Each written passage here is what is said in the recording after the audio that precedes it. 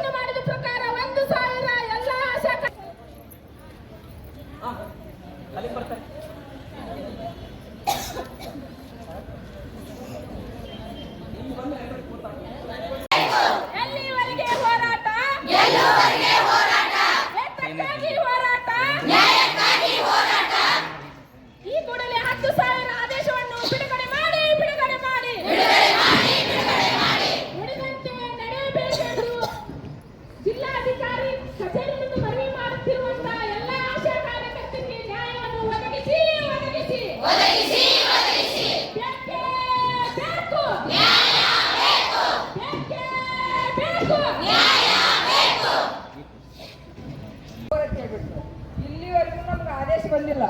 ಆ 10,000 ರೂಪಾಯಿ ಯಾಕೆ ಕೊಡ್ತಾರೋ ಏನು ಆದೇಶ ಪ್ರತಿ ಕೇಳಕತ್ರ ನಮ್ಮ ಜೊತೆ ಅವ್ರು ಸರಿಯಾಗಿ ಸ್ಪಂದನೆ ಮಾಡ್ತಾ ಇಲ್ಲ.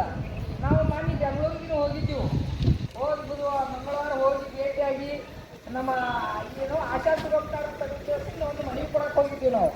ಅಲ್ಲಿ ನಮ್ಮ ಮೇಡಮ್ ಅವರು ಒಂದು ಪದ್ಧತಿಯನ್ನು ಕೊಡ್ರಿ, ಇಲ್ಲಿವರೆಗೆ ಬಂದಿಲ್ಲ 10,000 ರೂಪಾಯಿ ವರ್ಷವನ್ನು ನಿದರ್ಶನ ನಮಗೆ ಕೊಡ್ರಿ, ಅದ್ರ ಬಗ್ಗೆ ನಮ್ಗೆ ಮಾಹಿತಿಯನ್ನು ಕೊಡ್ತಾರೆ. ಇವರೇನು ನಾವು ಹೇಳ್ತೀವಿ ಹೋಗ್ತಾರ ಬರ್ತಾರ, ಇವ್ರಿಗೆ ನಾವು ಕೊಟ್ಟರು ಅಷ್ಟೇ ಕೊಡ್ಲಿಕ್ಕೂ ಅಷ್ಟೇ ಅಂತೇಳಿ ಸರ್ಕಾರ ತಿಳ್ಕೊಬೇಕು. ಅದಕ್ಕೆ ನಾವು ಆಶಾ ಕಾರ್ಯಕರ್ತರು ಒಕ್ಕಟ್ಟಾಗಿ ಹೋರಾಟನ ಮಾಡಿ ಅವ್ರು 10,000 ರೂಪಾಯಿ ಮಾಡಿದ್ರೆ ನಾವು ತಿರುಗಿ ತಗೋಬೇಕು. ನಾವು ಅದನ್ನು